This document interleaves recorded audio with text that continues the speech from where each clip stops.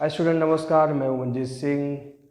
आज बहुत ही अच्छा क्वेश्चन आपके लिए लेके आया हुआ हूं मैं कॉलम चैप्टर से। जैसा कि आपको पता है कि इसमें हम लोग स्टार्ट किए हुए स्ट्रेंथ ऑफ मटेरियल में, या सोम कह सकते हैं, मॉस कह सकते हैं, या इसका दूसरा नाम है इस सब्जेक्ट का स्ट्रक्चरल मैकेनिक्स। तो इस समय हम लोग कॉलम में स्टार्ट किए हुए हैं और इससे पहले भी क्वेश्चन लगा चुके हैं। आज एक बहुत ही अच्छा न्यूमेरिकल लेके आया हुआ हूँ जो कि बहुत ही सिंपल क्वेश्चन है, बट एग्जाम व्यू से देखा जाए तो काफ़ी इंपॉर्टेंट है। एग्जाम में बहुत पूछा जाता है ये क्वेश्चन। आइए क्वेश्चन को देखते हैं। A cross section of column cross section of a hollow column is shown in figure. Figure देख के आप समझ गए होंगे कॉलम किस टाइप का है। रेक्टेंगल शेप में है ये, और ये हॉलो है, ये यानी खोखला है ये, ठीक है। जिसका one end of column fix while other end of column is free, यानी कि इसका एक one end of column is fixed while other and is free. इस कॉलम का जो एक सिरा है, एक किनारा है, वो फिक्स है, जबकि दूसरा वाला किनारा कैसा है, फ्री कर दिया गया है, स्वतंत्र कर दिया गया, ऐसा कंडीशन दिया गया है। If the length of column is 2 metre, if length of the column is 2 metre, यदि कॉलम की लंबाई 2 मीटर है, then determine the Euler's load and slenderness ratio, तो उसका आयलर भार ज्ञात कीजिए और उसका तनुता अनुपात ज्ञात कीजिए। तनुता अनुपात, slenderness ratio means SR, slenderness ratio is equal to effective length upon least radius of gyration, यानी हमें इफेक्टिव लेंथ भी निकालना है, लीस्ट रेडियस ऑफ गायरेशन भी निकालना है। लीस्ट रेडियस ऑफ गायरेशन बराबर होता है √I/A, where is I is equal to minimum movement of inertia and A is equal to cross section of column, cross section area of column. यानी हमें यहाँ पर एरिया भी निकालना है, मूवमेंट ऑफ इनर्शिया भी निकालना है, यानी लीस्ट रेडियस ऑफ गायरेशन निकालना है, तब जाके हम स्लेंडरनेस रेशियो निकाल पाएंगे। तो स्टेप बाय स्टेप क्वेश्चन को सॉल्व करते हैं। तो सबसे पहली बात तो ये है कि जो भी गिवन वैल्यू है उसे आप लिख लीजिए, आपको क्वेश्चन सॉल्व करना बहुत इजी हो जाएगा। तो सबसे पहली बात तो ये है कि क्वेश्चन में दिया गया है लेंथ ऑफ कॉलम 2 मीटर, यानी कैपिटल L बराबर दिया गया है 2 मीटर, और कंडीशन क्वेश्चन में दिया गया है, क्या कंडीशन दिया गया है कि उसका वन एंड कैसा है, फिक्स्ड है, एंड अदर कैसा है, फ्री है। तो जब एक सिरा उसका फिक्स है और दूसरा फ्री होता है, तो effective length is equal to 2 into actual length of column, यानी L बराबर क्या होता है, 2L होता है। L is equal to 2 into L का वैल्यू कितना है, 2 मीटर दिया गया है, इसको मिलीमीटर में चेंज कर लीजिए तो 2000 मिलीमीटर हो जाएगा, 2000 मिलीमीटर हो गया, यानी इफेक्टिव लेंथ ऑफ कॉलम आ गया आपका 4000 मिलीमीटर। देखो भाई, सबको जो भी वैल्यू दिया गया आप उसको लिखते चलिए, कंडीशन को लगाते हुए चलिए, और साथ ही साथ यूनिट कन्वर्जन भी करते चलिए। आपको हमेशा न्यूटन या मिलीमीटर में ही लेके चलना है, दूसरा यूनिट आपको यहाँ पर यूज नहीं करना है। उसके बाद क्या दिया गया है, E का वैल्यू दिया गया है 180 GPa। E बराबर कितना दिया गया है, 180 GPa। GPa को मैंने आपको बताया था कि GPa से जब न्यूटन पर मिलीमीटर स्क्वायर में चेंज करते हैं तो 10⁻³ का मल्टीप्लाई हो जाता है और न्यूटन पर मिलीमीटर स्क्वायर हम लगा देते हैं। इस चीज को ध्यान में रखिएगा आप। अगर MPa में दिया जाता, मेगा पास्कल में दिया जाता, तो 1 मेगा पास्कल में 1 न्यूटन पर मिलीमीटर स्क्वायर होता है, बट अगर GPa में दिया जाए तो 1 GPa बराबर होता है 10⁻³ न्यूटन पर millimetre square.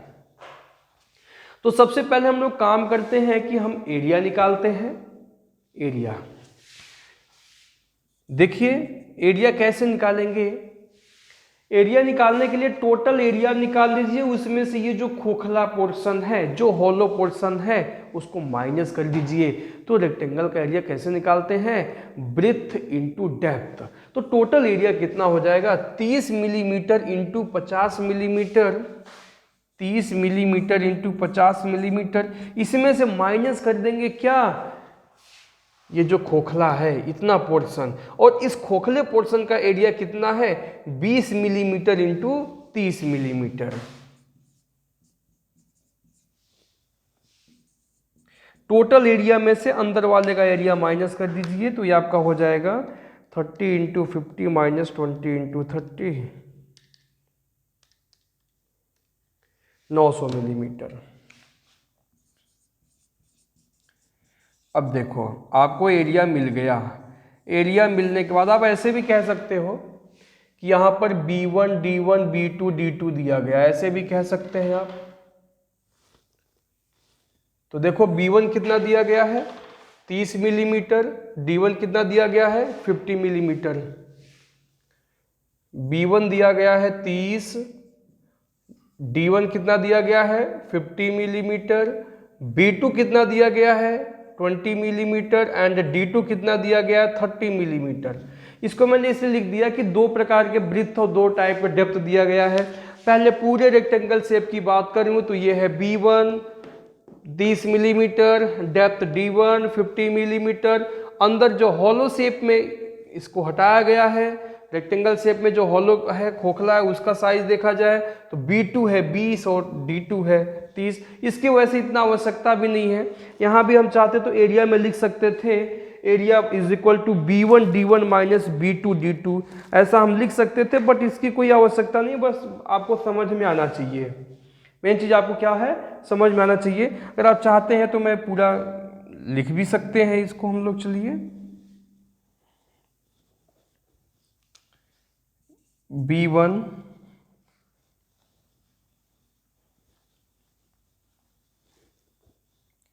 B1 D1 minus B2 D2, तो वही चीज़ जो मैंने सॉल्व किया था टोटल का एरिया, यानी यहाँ से देख लीजिए 30 इंटू 50 माइनस 20 इंटू 30, तो आपका आ गया था 900 मिलीमीटर का स्क्वायर। अब हम लोग निकालेंगे आई मिनिमम, यानी IXX और IYY, फिर दोनों में जो सबसे कम होगा उसको लेके चलेंगे। तो IXX क्या हो जाएगा आपका BD क्यूब अपान में 12 होता है, इतना हम लोग जानते हैं, तो 1 1 लगा दीजिए, माइनस BD क्यूब अपान में 12 2 2 लगा दीजिए। आगे सॉल्व कीजिए। और या तो अगर फॉर्मूला नहीं लिखना चाहते हैं तो मत लिखिए, इतनी कोई आवश्यकता नहीं है। बस यहाँ से देखिए BD टोटल का मोमेंट ऑफ इनर्शिया निकालिए। B कितना है 30 मिलीमीटर, डेप्थ कितना है 50, तो 30 इंटू 50 का क्यूब अपान में 12 माइनस अंदर का मोमेंट ऑफ इनर्शिया माइनस कर दीजिए 20 इंटू 30 का क्यूब अपान में 12। सिंपल सा, कोई फॉर्मूला लिखने की आवश्यकता नहीं है। फॉर्मूला मैंने केवल इसलिए लिखा हुआ है कि बस आपको समझ में आना चाहिए। ये हो जाएगा आपका 30 इंटू 50 का क्यूब बाई 12 माइनस 20 इंटू 30 का क्यूब अपान में 12।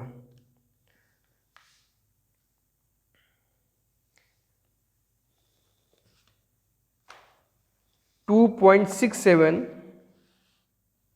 या कह सकते हैं 267.5 इंटू 10 की पावर 3 मिलीमीटर की पावर 4। इसी प्रकार आप निकाल लीजिए IYY, सेम फॉर्मूला यही यूज कीजिए, बस डिफरेंट क्या है DB क्यूब अपान में 12 1 1 लगा दीजिए, DB क्यूब अपान में 12 2 2 लगा दीजिए, या यहाँ से एक्सचेंज कर दीजिए 50 इंटू 30 का क्यूब हो जाएगा माइनस 30 इंटू 20 का क्यूब हो जाएगा अपान में 12, तो IYY यहाँ से निकल जाएगा आपको।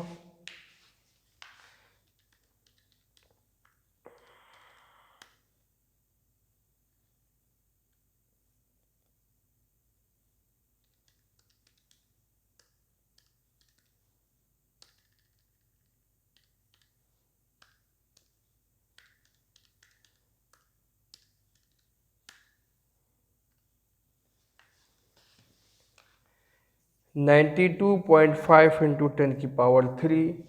अब इन दोनों में सबसे कम क्या है, तो I मिनिमम आपका हो जाएगा मिनिमम मोमेंट ऑफ इनर्शिया, जो दोनों में सबसे कम है, तो 92.5 इंटू 10 की पावर 3 आपका कम है।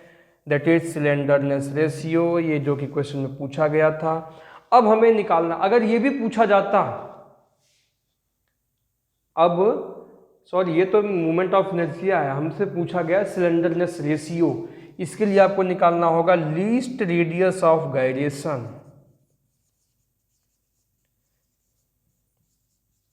इसको हिंदी में बोलते हैं न्यून परिभ्रमण त्रिज्या, आई मिनिमम अपान में एरिया होता है।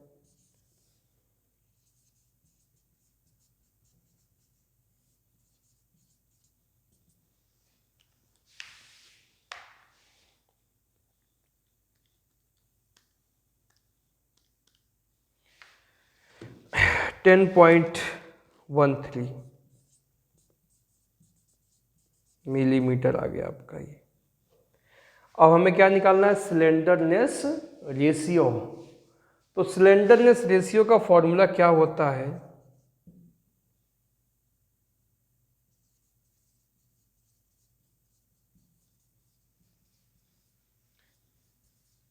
L अपान के।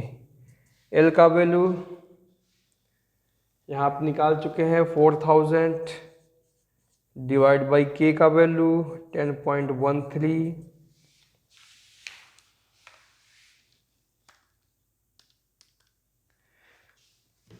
$394.55।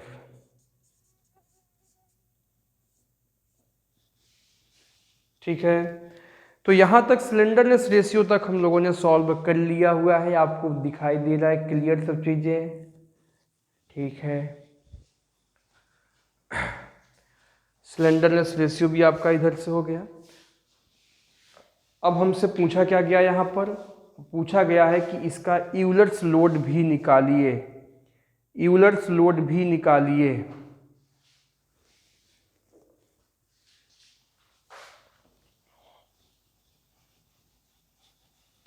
यूलर लोड का जो फॉर्मूला है लगा दीजिए उसे।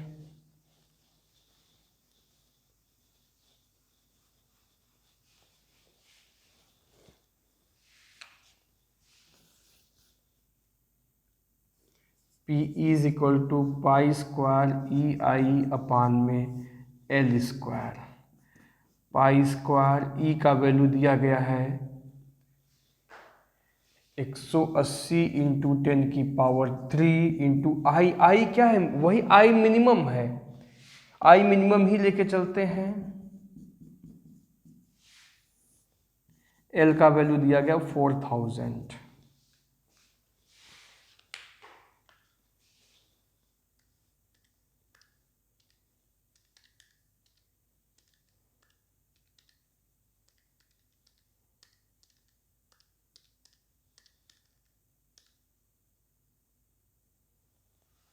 स्क्वायर है यहाँ पे,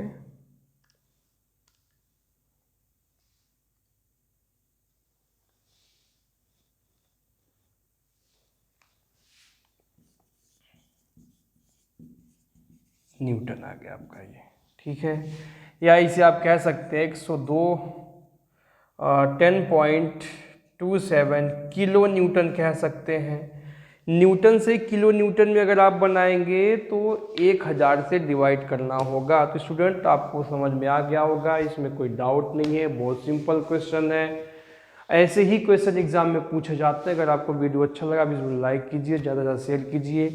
अगर आपने हमारे इस यूट्यूब चैनल को सब्सक्राइब नहीं किया है तो कर लीजिए। चैनल का नाम है टारगेट स्टडी पॉइंट, और स्ट्रेंथ ऑफ मटेरियल के सारे चैप्टर जितने भी आपके, ये स्पेशली वैसे पॉलिटेक्निक बीटी यूपी सिलेबस के लिए है, बट ये चैप्टर जिस भी कोर्स में दिया गया होगा सिलेबस में, उसमें बस यही क्वेश्चन आते हैं एग्ज़ाम में, इससे ज़्यादा पूछा नहीं जाता है। यही सिंपल क्वेश्चन आते हैं। बस आपको इसका कॉन्सेप्ट क्लियर होना चाहिए, इसके फॉर्मूले मालूम होना चाहिए। छोटे छोटे फॉर्मूले हैं, ज़्यादा फॉर्मूले भी नहीं है, आप सॉल्व कर लेंगे। ठीक है, तो स्ट्रेंथ ऑफ मटेरियल के लगभग काफ़ी चैप्टर हमारे इस चैनल के माध्यम उस पर डल चुका है। अगर आप लोग देखना चाहते हैं तो प्लेलिस्ट ओपन कीजिए, इसका आई बटन पर क्लिक करेंगे तो इसका आपको प्लेलिस्ट भी मिल जाएगा, वहाँ से भी आप देख सकते हैं। फिर मैं मिलूँगा इसी चैप्टर के साथ अभी अगले वीडियो में, और भी क्वेश्चन लेके मैं आपको आऊँगा भी। फिर मिलते हैं, धन्यवाद।